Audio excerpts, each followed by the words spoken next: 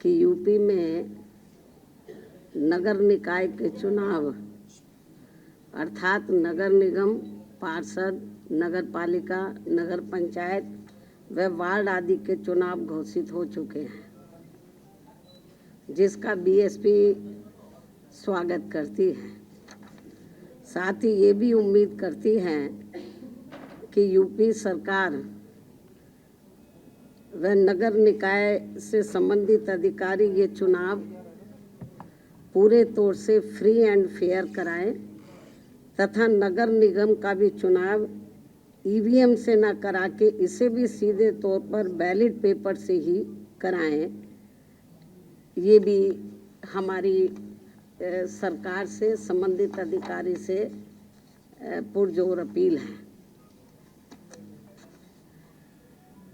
इसके साथ साथ यहाँ मैं ये भी अवगत कराना चाहती हूँ कि हमारी पार्टी बीएसपी ने ये चुनाव पूरी तैयारी व दमदारी के साथ लड़ने का फैसला लिया है, ताकि प्रदेश में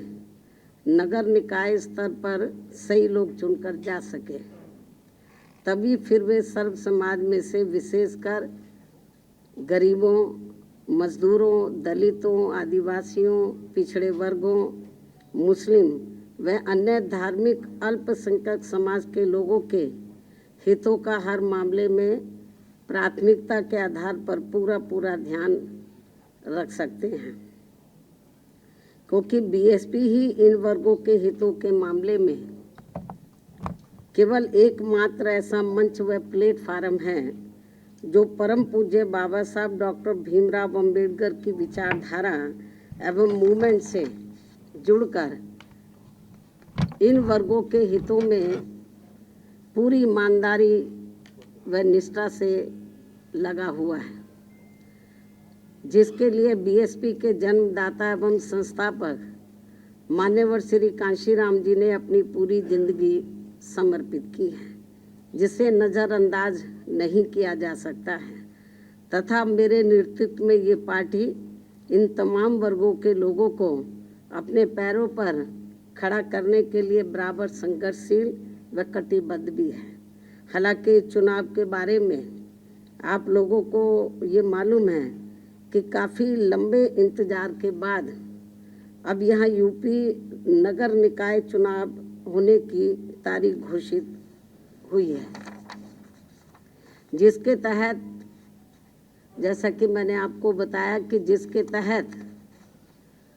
प्रदेश के सभी नगर निगम, पार्षद, नगर पालिका, नगर पंचायत व वार्ड आदि के चुनाव होने हैं, जिसमें लोग अपनी ज़रूरत व सुख सुविधा आदि के हिसाब से अपने क्षेत्र के विकास पर काफ़ी कुछ ध्यान दे सकते हैं, तथा जिसके लिए केंद्र व राज्य सरकार द्वारा संविधान में कानून के हिसाब से धन उपलब्ध कराए जाने का भी प्रावधान है। लेकिन यह खास ध्यान देने की बात ये भी है कि चुनाव में SC, ST, OBC व महिलाओं आदि के लिए जो आरक्षण की व्यवस्था की गई है, तो उससे इन वर्गों के लोग पूरे तौर से सहमत नहीं हैं, क्योंकि इस चुनाव में इन लोगों के लिए आरक्षण की जो भी सीटें आरक्षित की गई हैं, तो उसमें काफ़ी नियमों को ताक पर रख दिया गया है, जिससे जाहिर होता है कि यहाँ सत्ताधारी पार्टी बीजेपी इस चुनाव में हर स्तर पर अपना राजनीतिक स्वार्थ साधने में लगी है, ताकि इसका काफ़ी कुछ फ़ायदा इसके बाद देश में होने वाले लोकसभा चुनाव में इस पार्टी को यहाँ मिल सके। लेकिन यहाँ खास ध्यान देने की बात ये भी है कि यहाँ के गरीबों के लिए विभिन्न कल्याणकारी योजनाएं तथा बेरोजगारी के इस दौर में दैनिक मजदूरी करके अपना पेट पालने की योजनाओं के धन में भी कटौती व भुगतान में देरी आदि करके जो यहाँ स्थानीय रोजगारों की दुर्दशा बना दी गई है, वह भी किसी से छिपा नहीं है। इसलिए ऐसी स्थिति को बेहतर बनाने के लिए यहाँ निकाय स्तर पर जागरूक, योग्य व ईमानदार जनप्रतिनिधि चुनने की ज़रूरत है, जिसमें खासकर गरीबों, दलितों, पिछड़ों एवं अन्य उपेक्षित वर्गों तथा अक़लियतों आदि को भी अपनी अहम भूमिका निभानी होगी, जिनके कुल मिलाकर वोट यहाँ काफ़ी ज़्यादा बन जाते हैं और इनको इस चुनाव में भी विरोधी पार्टियों के सभी साम दाम दंड भेद आदि हथकंडों से सावधानी बरतते हुए व खासकर सत्ताधारी पार्टी बीजेपी के किसी भी दबाव व लालच आदि में न आकर अपना वोट करना है। इसके साथ ही यदि ये नगर निकाय के चुनाव सरकारी द्वेष, पक्षपात व अनुचित दखल अंदाजी आदि से मुक्त व पाक साफ होकर चुनाव की प्रक्रिया को सही से लागू करके कराए गए तो फिर इसका चुनाव का महत्व खासकर यूपी के नगर विकास व यहाँ के लोगों की उन्नति व स्थानीय स्तर पर रोटी रोजी में भी काफ़ी सहायक सिद्ध हो सकता है। लेकिन ऐसा यहाँ अब तक होता हुआ बहुत कम ही देखने को मिलता है। फिर भी इस लक्ष्य की प्राप्ति के लिए सावधानी व समझदारी का सामूहिक प्रयास जारी रखना बहुत ज़रूरी है। यही वक्त की मांग है तथा यहाँ लोकतांत्रिक व्यवस्था का तकाजा भी है। इसके अलावा ये भी सर्वविदित है कि विरोधी पार्टियों में भी विशेषकर भाजपा के लोग सपा राज की तरह ही इस चुनाव को किस प्रकार से चुनौतीपूर्ण लेकर अनेकों प्रकार के हथकंडे अपनाने तथा हर प्रकार के जोड़ तोड़ आदि करने में ही लगे हैं, जिसके तहत अब यहाँ इनकी संकीर्ण राजनीतिक स्वार्थ की खातिर पसमानदा मुस्लिम समाज का राग आपना भाजपा व आरएसएस एंड कंपनी का नया शिगुफा बनकर लोगों के सामने आ रहा है, जबकि मुस्लिम समाज वास्तव में पहले मुसलमान हैं तथा उनके प्रति भाजपा की सोच, नीति, नियत व उनका ट्रैक रिकॉर्ड कितना द्वेषपूर्ण व घातक है ये किसी से छिपा नहीं है। साथ ही भाजपा के मुस्लिम समाज के प्रति नेगेटिव सोच का ही परिणाम है कि इनकी सरकार में भी वे लोग लगभग उतने ही गरीब, पिछड़े, त्रस्त एवं जान माल व मजहब आदि के मामलों में भी अपने आप को वैसा ही असुरक्षित महसूस करते हैं जितने वे कांग्रेस पार्टी के राज में करते थे। इस प्रकार मुस्लिम समाज का दलितों एवं अति पिछड़ों की तरह ही पसमानदा व उपेक्षित बने रहना अति दुखद ही नहीं बल्कि अति दुर्भाग्यपूर्ण भी है। वैसे वर्तमान में भाजपा व पिछली कांग्रेसी एवं सपा सरकार की गलत नीतियों व जन विरोधी कार्यकलापों आदि के कारण ही यहाँ केवल दलित, आदिवासी, अति पिछड़े व मुस्लिम समाज की पसमानदा मुस्लिम समाज ही यहाँ केवल दलित, आदिवासी, अति पिछड़े व मुस्लिम समाज ही पसमानदा नहीं बना हुआ है बल्कि अब तो यहाँ गरीबी, बेरोजगारी के साथ साथ शिक्षा, स्वास्थ्य व सड़क आदि की भी बदहाल हुई स्थिति के कारण पूरा उत्तर प्रदेश ही एक प्रकार से पिछड़ा हुआ पसमानदा समाज बन गया है।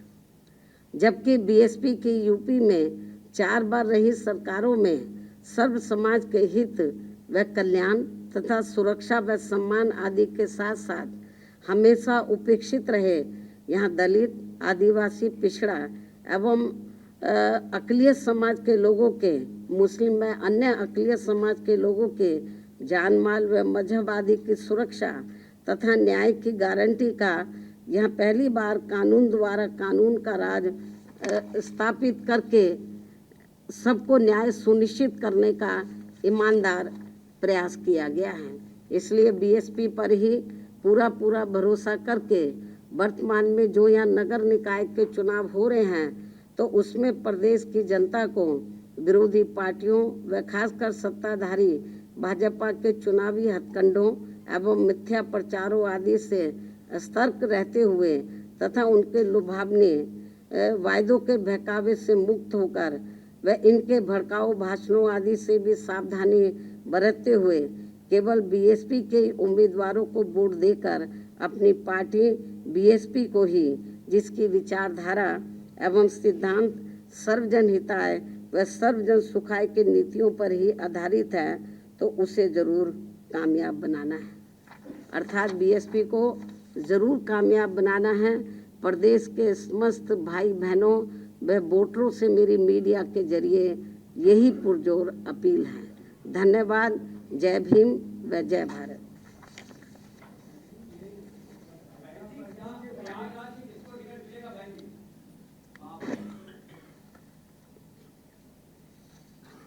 इस संबंध में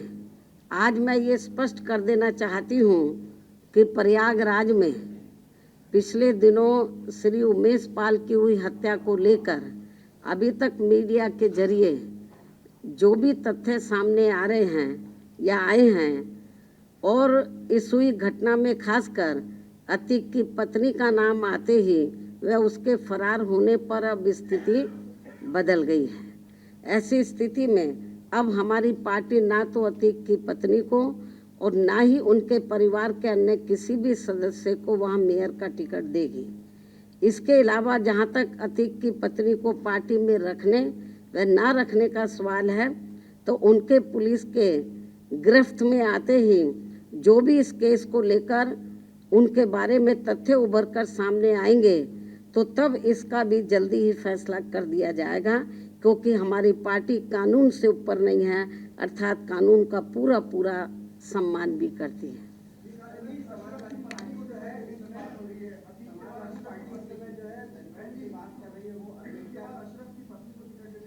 बस इसका जवाब दे दिया मैंने।